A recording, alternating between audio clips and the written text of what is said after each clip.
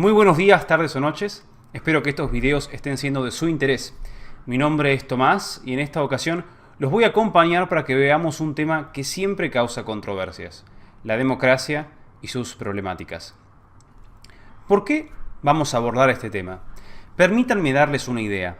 Quizás conozcan el libro Democracia, el Dios que fracasó, del controversial autor libertario Hans Hermann Hoppe. Quiero llamarles la atención sobre el título, porque este sugiere que la democracia es un dios, que es un dogma religioso. Y en cierto sentido esto es real. Tras la Segunda Guerra Mundial, la democracia se ha vuelto el mito fundacional del Estado contemporáneo. Es tal la pleitesía al término democracia, que incluso el régimen más tiránico y autocrático del mundo, Corea del Norte, se llama República Popular Democrática de Corea. La democracia ha sido el término más prostituido de la historia reciente, y obviamente esto no es casual, ¿no? Hay algo orwelliano detrás de esto. Hay una manipulación del concepto para manipular la sociedad. Esta es la razón detrás del video. Quien tenga un buen manejo de este tema, muy probablemente va a poder desenvolverse en la mayoría de discusiones políticas contemporáneas, justamente por lo que hablábamos, porque hoy se ha vuelto el principal argumento y fundamento de la autoridad política del Estado, que es un tema que también veremos en este video. Comencemos entonces. ¿Qué es la democracia? En sentido amplio, democracia es participación. Es la intervención de la sociedad en la toma de decisiones que tienen un impacto en el desarrollo de sus comunidades. La democracia presupone una serie de formalidades, una cultura política, un marco social e institucional desarrollado. ¿Sería posible crear o imponer una democracia desde cero? No, porque es un fenómeno social e histórico. Es la fase última y más desarrollada de una sociedad respetuosa de la libertad y la dignidad humana. En los términos de la teoría política clásica, podríamos afirmar que el Estado de Derecho antecede a la democracia. Es decir, un Estado de Derecho puede existir sin democracia, pero la democracia no puede existir sin un Estado de Derecho. No puede existir sin un marco jurídico o institucional que me otorgue una serie de garantías. Este es el tema en el cual nos vamos a enfocar. Desde un punto de vista académico, puede ser útil estudiar a fondo la historia de la democracia y toda la evolución jurídica e institucional que la acompañó. Pero en este video quiero brindarles criterios de análisis. Primero, para entender el panorama actual desde las ciencias políticas, y luego para analizar la legitimidad del sistema democrático actual desde la filosofía política. Para acercarnos al panorama actual, nos vamos a ayudar de autores actuales. El primero de ellos es Fareed Zakaria, periodista y doctor en economía por la Universidad de Harvard, que en 2003 escribió un libro que se hizo muy famoso en el ámbito de las ciencias políticas: El futuro de la libertad. Zakaria plantea una paradoja. En las últimas décadas vimos un proceso de democratización global. Cada vez hay más países democráticos. No obstante, vemos una continua erosión de los principios que constituyen una democracia liberal. Vemos gobiernos que avanzan sistemáticamente sobre los procedimientos y límites constitucionales, superpresidentes que gobiernan por decreto y evaden el sistema de contrapesos o la división de poderes, y líderes o partidos políticos que justifican lo que sea por haber ganado las elecciones. Lo que está en auge, dice Zakaria, no es una democracia. Es una democracia iliberal. Son regímenes autoritarios que se legitiman por el uso de procesos y rituales democráticos. Atención a la importancia de esto, porque casi 200 años atrás, el liberal francés Alexis de Tocqueville nos advertía que el peor sistema político posible era una democracia degenerada. La democracia tiene una relación muy delicada con la libertad, y si no estamos atentos, esta puede degenerar rápidamente en el despotismo y la tiranía. En este contexto, se pueden entender ciertos razonamientos que a priori parecen contraintuitivos. ¿Qué sería mejor? ¿Vivir en una democracia degenerada o en un sistema fascista o soviético? Ciertos autores apuntan a la segunda opción. No hay peor cosa que la perversión de lo bueno. En un régimen autocrático, el poder está en el Führer o en el comisario, ¿no? Pero en una democracia degenerada, el poder supuestamente lo tiene el pueblo. La tiranía logra disfrazarse y legitimarse por el uso de rituales democráticos. Cuba o Venezuela podrían ser ejemplos de esto. Teniendo en cuenta este tipo de cosas, Zaccaria señala en su libro algo que no debemos confundir y que tiene que quedar clarísimo. La libertad, y en todo caso el republicanismo, nada que ver tienen con la democracia. Si nos concentramos en los rituales democráticos, pero fallan los mecanismos e instituciones que protegen la libertad, la democracia, lejos de ayudar, es contraproducente. Aunque quizás esto les parezca intuitivo, recuerden que cuando Zaccaria escribió este libro, todos discutían sobre imponer la democracia en Medio Oriente. Me pregunto cómo habrá terminado, ¿no? Subrayamos lo que aprendimos recién. La democracia no se puede imponer, porque es un fenómeno social e histórico. Requiere de un marco social e institucional respetuoso de la libertad, la propiedad y la dignidad humana. Sin estas condiciones, la democracia es un sistema tiránico construido en base a fenómenos de masa. Ahora, es curioso, ¿no? Pero pese a los contundentes problemas que plantea Zaccaria en su libro, él hasta el día de hoy se muestra optimista. Según él, o la razón de su optimismo, está en una correlación causal entre la prosperidad económica y el desarrollo social e institucional que llevaría a la democracia. Entonces, según razona Zaccaria, si países como China siguen creciendo y sus habitantes mejoran su calidad de vida, el problema estaría camino a resolverse, ¿no? Ahora, obviamente, para otros teóricos, Zaccaria maneja un optimismo delirante, ¿no? Yo les recomiendo, si les interesa esta discusión, que vean los debates entre Zaccaria con el historiador británico especialista en historia económica, Niall Ferguson, quien, el debate es excelente, muy recomendable. Ahora, si nosotros queremos criticar a Zaccaria, me gustaría pasar a otro autor que yo diría que parece haberlo refutado. Es un trabajo muy reciente, publicado en 2018, por un politólogo que se llama Yascha Mounk, en su libro El pueblo contra la democracia. Este autor parte de un planteo similar al de Zaccaria. Tras la disolución de la Unión Soviética, hemos presenciado un falso auge de la democracia. Pero eso es la punta del iceberg. La investigación de Mounk ofrece una gran cantidad de datos que rebaten cualquier tipo de optimismo. Tanto en Estados Unidos como en los países de Europa Occidental, vemos una proporción creciente de ciudadanos que tienen una opinión negativa de la democracia, o no la consideran especialmente importante. En los últimos 25 años se está expandiendo rápidamente el porcentaje de personas que están abiertas a la posibilidad de un gobierno autocrático, que fue definida en las encuestas como un régimen donde un líder fuerte no tiene que lidiar ni con las elecciones ni con el Parlamento. Año a año en Estados Unidos, Suecia, Polonia o Reino Unido, crece el porcentaje de personas que apoyarían a un régimen militar. Mounk concluye, en base a todos los datos de su investigación, que la democracia se está evaporando y que las tendencias sugieren que nos dirigimos a un futuro iliberal o autoritario. ¿No? Esto es un poco la diferencia, o en qué sentido refuta Zaccaria. En que si bien Zaccaria relaciona que el crecimiento llevaría a una consolidación del régimen democrático o del sistema democrático, la investigación de Mounk nos plantea que incluso en los países del primer mundo, incluso en países como Estados Unidos, Alemania, donde uno pensaría que la democracia ya está consolidada, el futuro parece tener una fuerte tendencia autoritaria, ¿no? Lo que de alguna manera muestra de que no hay que estar confiados en que el sistema o el nivel económico nos va a llevar inexorablemente a la democracia. Atención con eso. Ahora, la pregunta que nos tenemos que hacer es ¿por qué la gente está apta a la democracia? ¿Por qué las investigaciones son contundentes en que generación a generación cada vez la gente está más descontenta con el sistema? Bueno, el autor sugiere varias razones. Primero, dice él, porque la opinión de los ciudadanos de a pie prácticamente no tiene impacto en las políticas públicas. Los gobiernos se sirven casi exclusivamente de élites económicas y lobbies. Cito de su libro: se trata de un desembolso de dinero privado que beneficia a los poderosos y reorienta las políticas públicas. Así, la labor de los legisladores, presuntamente consistente en traducir las opiniones públicas, apolíticas, ¿no? Queda tristemente secuestrada en muy buena medida por intereses particularistas.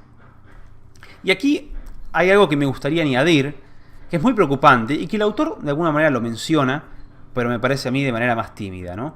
Que es el bullying al electorado. No solo existe una élite política que responde a intereses particularistas, sino que ésta se burla del ciudadano común. Fuera de las grandes ciudades hay una gran clase media trabajadora que es ignorada y acosada por la clase política. Esto es un patrón que se repite en una gran cantidad de países. Hay una clase media que tiene frustraciones económicas, que está disconforme con los servicios estatales, que por ejemplo puede tener muchos miedos razonables, particularmente por ejemplo con la inmigración ilegal, ¿no? En muchos países europeos, por ejemplo. Ahora, ¿qué le responde la clase política a esta gente? Que son egoístas, que son racistas, que son machistas, que no quieren cuidar el medio ambiente, etcétera, etcétera. Entonces, de alguna manera, la gente siente que nos están tomando el pelo, ¿no? En Argentina hay gente que pasa hambre, que no tiene acceso al agua potable, y no obstante, el gobierno prioriza la agenda del feminismo, del género o del ambientalismo. No tengo duda, y en parte el autor Monk está de acuerdo, en que el fenómeno de Trump o el fenómeno de Bolsonaro se explica justamente por esto, por esta gran frustración de la clase media que se viene acumulando hace muchos años. Y porque de alguna manera en esta sociedad, en estos últimos años, esta clase media se ha vuelto, digamos, el punto de ataque de todos los grandes grupos, sea feministas, ambientalistas, etcétera, ¿no? Lo que de alguna manera también obviamente lleva a este descontento tan grande con el sistema que termina justificando posibles...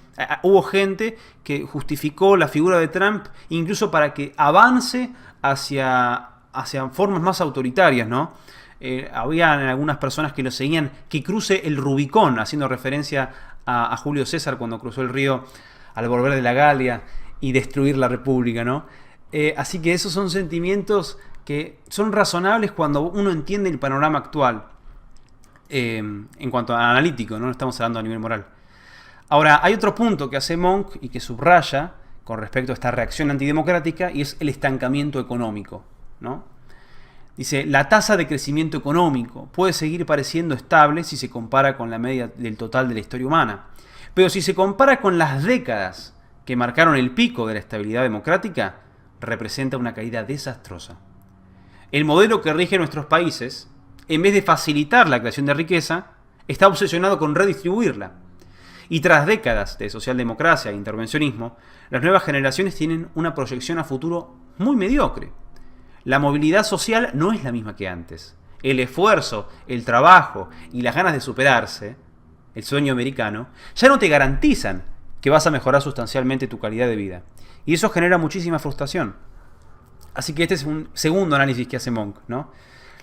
Hay una gran frustración por esta pérdida de la movilidad social y económica, que en parte nosotros podríamos obviamente justificar y decir que esto es algo intencional y deliberativo, ¿no?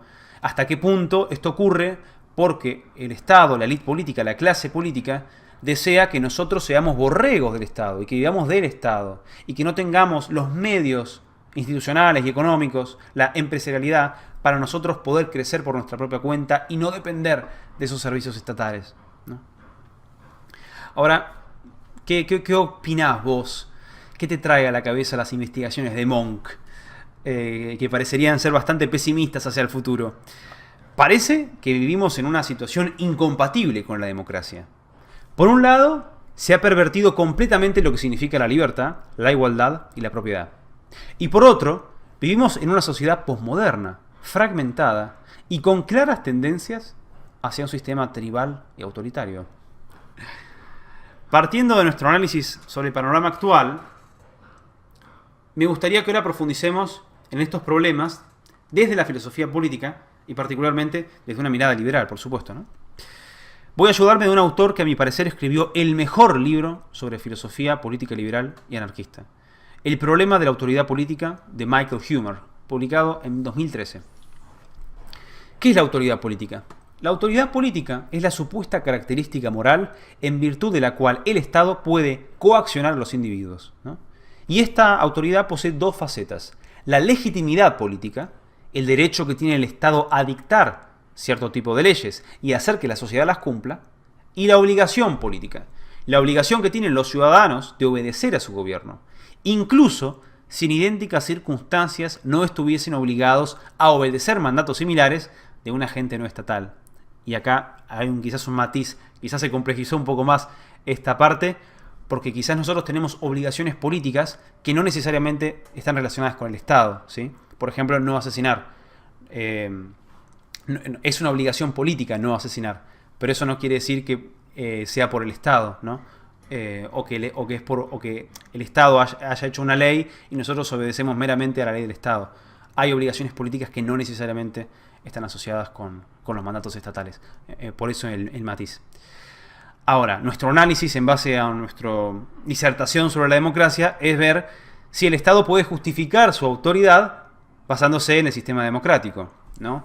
El punto 1 sería analizar: ¿puede ser que baste con el consenso de una mayoría para otorgar autoridad al Estado? En principio no.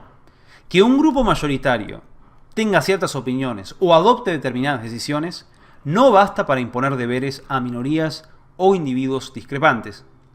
Humer nos da el siguiente ejemplo. Imagine que usted va a un restaurante con sus compañeros de trabajo y que a uno de ellos se le ocurre proponer que sea precisamente usted quien pague todo. Usted. Obviamente, usted se rehúsa, ¿no? A lo que su compañero le responde: ya está, vamos a votar.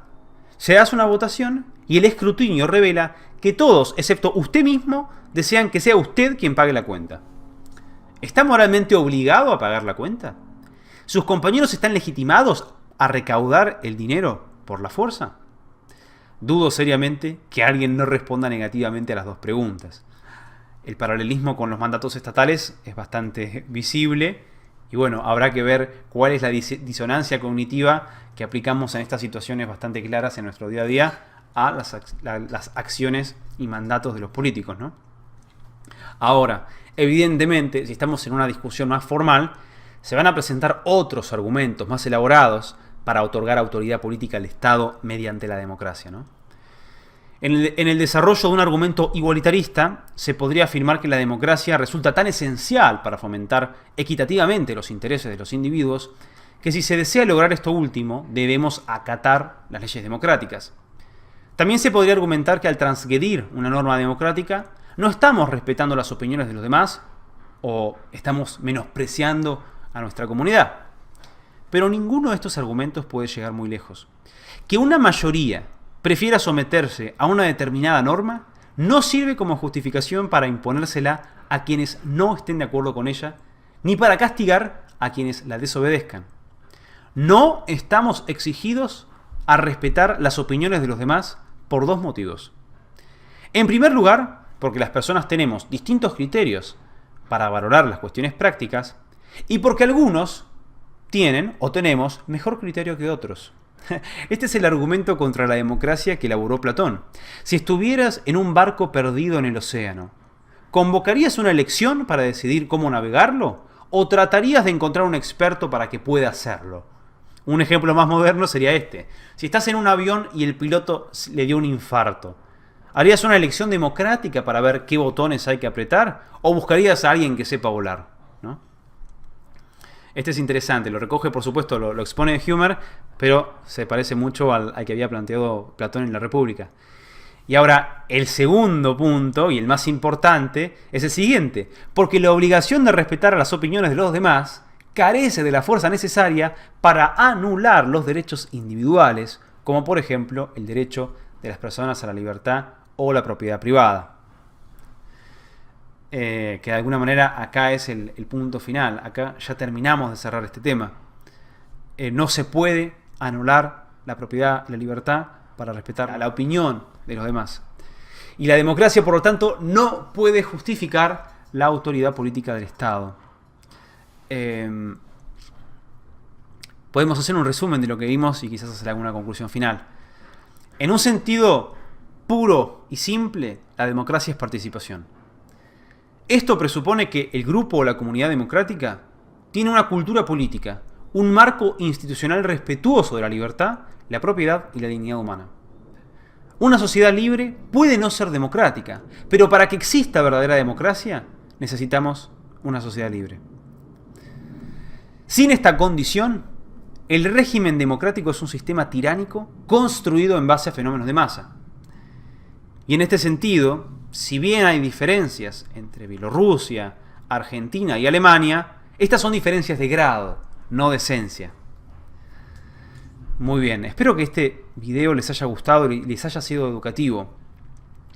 Creo que es muy importante que nosotros reflexionemos sobre este tema, porque si logramos comunicar de manera correcta estos problemas sobre la democracia, va a ser mucho más fácil tener discusiones en nuestro ambiente normal. Recordemos, como bien plantea Hans Hermann Hoppe, que la democracia es un dios. De alguna manera es un mito fundacional y tenemos que ver de qué manera podemos comunicar que esta gran paradoja que vimos en este video. Esta gran paradoja consistente en que la democracia, si bien puede ser algo bueno, puede ser la parte más desarrollada y sofisticada de una sociedad libre, también puede ser el disfraz, la excusa barata de los regímenes tiránicos que utilizan estos rituales democráticos para poder legitimarse, que es de alguna manera el modelo global actual y lo que probablemente se va a terminar profundizando en este futuro cercano. Recomiendo la lectura de los libros que fueron comentados en este video y les recuerdo que la democracia no es la única teoría que pretende fundamentar o justificar la autoridad política del Estado. Se pueden plantear otras teorías, como una teoría de la justicia, pero en este sentido sugiero que vean y tomen nota del resto de videos de la academia donde van a encontrar también el desarrollo de estos temas. Así que hasta la próxima, los despide Tomás del canal El Gentilhombre.